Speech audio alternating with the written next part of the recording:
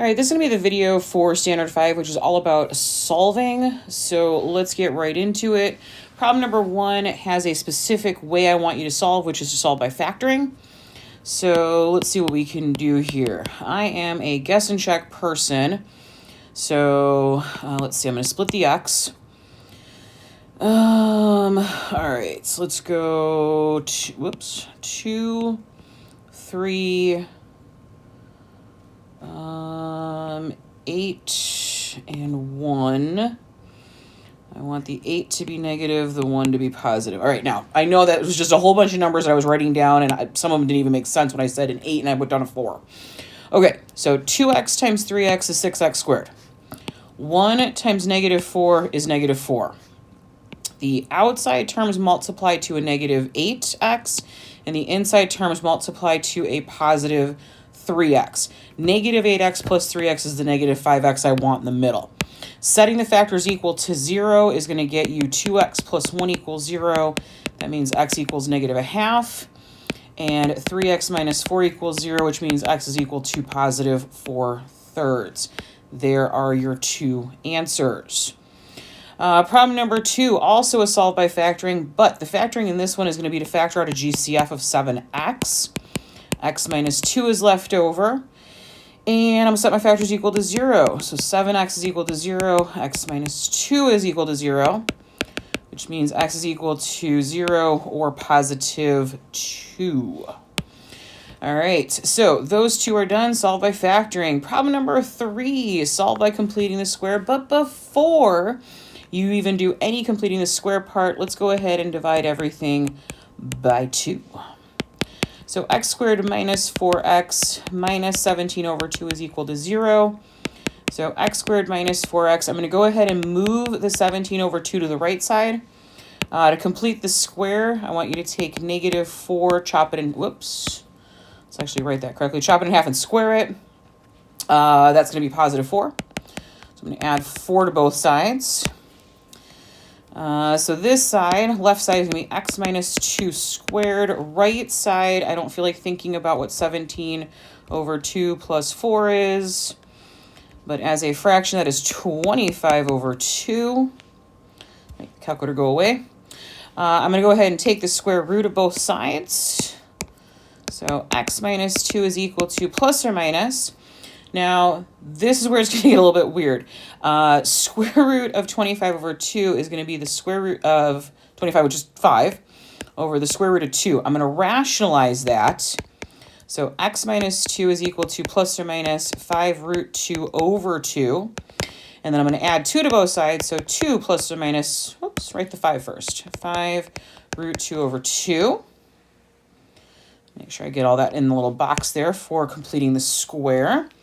All right, problem number 4, also solved by completing the square. Well, isn't that just fun? I'm going to go ahead and divide everything by 3. So x squared minus 2x plus 2/3 is equal to 0. Exact same steps as the last one. Move the 2/3 to the other side. That becomes a negative. To complete the square, I want you to take a negative 2, chopped in half and square it. What would that be? Positive 1. So add 1 to both sides. So left side is going to factor into x minus 1 squared. Right side, let's see, negative 2/3 plus 1 is going to be 1/3. I'm going to go ahead and take the square root of both sides. So x minus 1 is equal to plus or minus. Square root of 1 is 1 over root 3. Same kind of thing. We're going to go ahead and rationalize it. So they write an equal sign there. Plus or minus root 3 over 3. So x is equal to 1 plus or minus root 3 over 3. That is solved by square root. All right. Let's do some u sub, as in u substitution. Problem number 5, I'm going to let u equal x squared. So this is going to be u squared minus 4u minus 12 is equal to 0. This had better be factorable. 6, 2, all right. So u is equal to 6, and u is equal to negative 2. So let's see what we got here. So now I'm going to go back through and put the x squared back in the problem. So square root, x is equal to plus or minus the square root of 6, and x is equal to, when I take the square root here, plus or minus root 2i. Now, a problem I have, and I'm going to go double check the original set of directions. Okay, so the original set of directions said I'm only asking you to solve for real solutions. So when I look at this, those are not real solutions. Okay, so I'm literally going to write that down so you know why I'm doing this. So not real solutions. And so I'm only going to be looking for x to be equal to plus or minus 6. All right, number 6. Again, solve by u sub. So let's go ahead and let x squared equal u, or u equal x squared. So u squared plus 3u minus 28 is equal to 0. All right, let's make it factorable. 7, 4, positive, negative, which means u is equal to negative 7 and u is equal to positive 4. So x squared is equal to negative 7, x squared is equal to 4. I already know when I try and take the square root of a negative, it's going to be imaginary, so I'm going to mark this as not real. And then for this side, when I take the square root, x is equal to plus or minus 2. Because that one actually I can take the square root of it. All right, so that's the solving bit. Let's talk about these inequalities, and these are absolute value inequalities. Okay, so first one I'm going to do is 3x plus 1 over 5 is less than 6. So less than is going to be and. Now, this entire expression could be negative. So 3x plus 1 over 5 is also less than or equal to 6. So I'm going to solve these. I'm going to go ahead and multiply both sides by 5. So that's going to be 30. I'm going to subtract 1. So 29. I'm going to divide by 3. So 29 thirds. Gotta love the fraction. I'm not a huge fan of having the negative here, so I'm going to go ahead and divide both sides by negative. So negative 1, by the way. 3x plus 1 over 5. Now, when you divide or multiply by a negative, the inequality sign has to flip. So negative 6. Now, I'm going to do the same steps I did for the other side. So multiply by multiply by 5. So negative 30. I'm going to subtract 1. So 3x is greater than or equal to negative 31. Divide by 3. So 31 over 3. Love this. You've solved it. Now let's go ahead and put it on a number line. So negative 31 over 3, and I want x to be greater than that. So that's going to shade to the right. And then 29 over 3, I want x to be less than that. So notice the overlap section right in here, and that's what it means to be an and. Let's see, brackets on both ends. So we're going to do negative 31 over 3 to 29 over 3, bracket on both sides. So that's question number 7. Sliding over to 8, and I'm going to do it again, but this time, before I break up the absolute value into two inequalities, I'm going to go ahead and get the absolute value by itself. I'm going to add 7 to both sides. So there's my 10. Let's see what we got here. 3x plus 5 is greater than 10, or negative 3x plus 5 is greater than 10. So when you got the absolute value, right, do the first one as a positive, and then the second one is the entire expression as a negative. So I'm going to subtract 5 from both sides. I'm going to divide by 3. So I've got x is greater than 5 thirds, or to solve the right equation here, I'm going to get rid of the negative sign. I'm going to go ahead and divide by a negative 1. So that's going to flip the inequality, make the 10 negative. I'm going to go ahead and subtract 5 from both sides. So 3x is less than negative 15.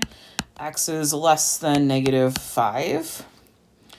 So number line, let's start with 5 thirds, and I want x to be greater than 5 thirds. And then negative 5, I want x to be less than that. So this is an or. Right? The inequality join here is an or. So I'm just looking for any shading on the number line whatsoever. So negative infinity to negative 5. These are both parentheses. And then 5 thirds to infinity. All right, so there are the inequalities that are the absolute value. Let's do some inequalities that are just linear. So let's see, we can distribute the negative to the x. Whoops, hold on. Distribute the negative to the x. Distribute it to the 4. Distributing the 2, so 6x minus 4 plus 6. All right, so negative x plus 1 is greater than 6x plus 2. I'm going to go ahead and subtract 6x from both sides. I'm going to go ahead and subtract a 1 from both sides. So negative 7x is greater than 1. Dividing both sides by negative 7. X is less than negative 1/7. And the reason that we had to do that last part, we divided by a negative, so the inequality sign has to flip. If you need to draw the number line here, this one is just a single inequality, so negative 1/7, and you want x to be less than that. So negative infinity to negative 1/7. Inequality sign does not have an equal to, so use a parentheses. Number 10, okay, so left side I need to fully distribute, so that's going to be x squared minus 7x plus 10 less than or equal to x squared minus 4x. So if I subtract x squared from both sides, the quadratic portion disappears. And so I've got negative 7x plus 10 is less than or equal to negative 4x. Go ahead and add 7x to both sides. So 10 is less than or equal to 3x. Divide both sides by 3. And 10 thirds. X is greater than or equal to positive 10 thirds. And so number line, if you need to draw it, 10 thirds. You want x to be greater than that. There is an equal to part here, so 10 over 3 to infinity. All right. I'm going to keep on going here. Yeah, this is going to start getting into... All right, problem 11, you need some like bases here. 2, 4, and 8 can all be written as a base 2. So 2 to the 3x, 2 squared to the x plus 1, 2 to the third to the 7 minus x. So 2 to the 3x times 2 to the 2x plus 2 equals 2 to the 21 minus 3x. So left side, go ahead and add them up. So 2 to the 5x plus 2, 21 minus 3x. So now go ahead and ignore the bases and just focus on setting those exponents equal to each other. So 5x plus 2 has to equal 21 minus 3x. I'm going to go ahead and add a 3x to both sides. Subtract 2 from both sides. So what would that be? 8x equals 19. So then x is going to equal 19 over 8. All right, problem number 12, same kind of idea. 3, 27, and 9 are all base 3s, or can be written as base 3s. So 3 to the third to the 2x plus 5 over 3. I don't know what that was, but that's going to be a 3 to the x minus 7. And then 3 squared x minus 4. So 3 to the 6x plus 15 over 3 to the x minus 7 equals 3 to the 2x minus 8. Left side quotient rule, we need to subtract 6x minus an x is going to be 5x. 15 minus a negative 7 is going to be a positive. My brain is saying 22, so I'm going to go with it.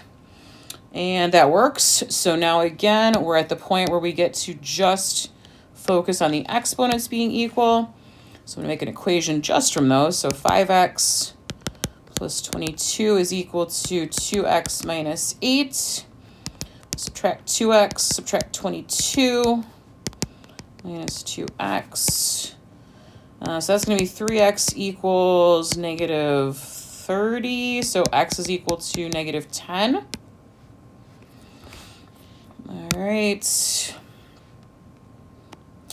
Problem number 13, I want to factor out the left side. Those two terms have a 3x in common, leaving behind 1 minus 3 to the negative 1.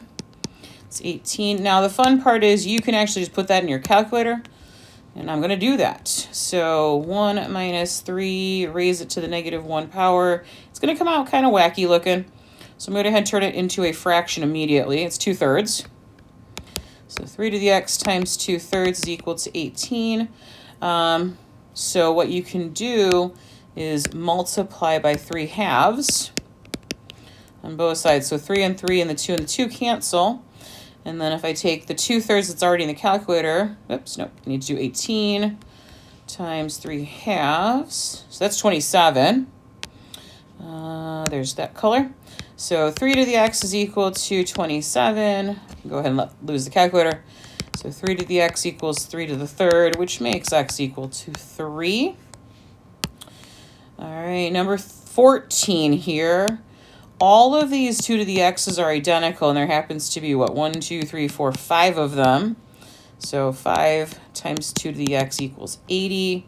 Divide both sides by 5. 2 to the x is equal to, I don't happen to know what 80 divided by 5 is. It is 16. So 2 to the x equals 2 to the 4th, I believe. Yep. So x is equal to 4. And that's what happens when you can get some like bases. And then we start talking about logs. All right, number 15. I'm going to convert this from logarithmic to exponential. Base 2 to the x is equal to 8. So that makes, let's see, 2 to the x is equal to 2 to the 3rd. So x is equal to 3. And then number 16, this is a base 10. So 10 squared is equal to x, which means x is equal to 100. There we go. Problem number 17, you've got 2 logs that we can condense on the left side here. It's going to be the natural log of x squared plus 2x equals the natural log of 15. Similar to those other problems where we had the like bases, because the natural logs are the same, you can actually just set those arguments equal to each other. So x squared plus 2x is equal to 15. X squared plus 2x minus 15 equals 0. It's now factorable. So that's 0, x, 5, 3, positive, negative, which means x is equal to -5 and x is equal to 3, except what you have to remember is that these arguments have to be positive. And x being a -5 is not going to work for us. If we use a positive 3, though, that is good. So that's the single answer for number 17. Number 18, let's go ahead and condense the left side. So this is going to be log base 3 of 4x equals 2. So I'm going to go ahead and convert out of logarithmic into exponential. I have base 3 raised to the power of 2 equals 4x. So 9 is equal to 4x, which means x is equal to 9/4. And that is absolutely going to be fine for being positive there. So there we go. All right, I'm going to go ahead and cut the video here. I know there's some more problems, but I feel like this is getting long enough as it is, and I know these next problems with the logs are going to take a little bit of time. So come on back for part 2 for standard 5. Oops, that's a calculator. Let's get the video turned off. There it goes.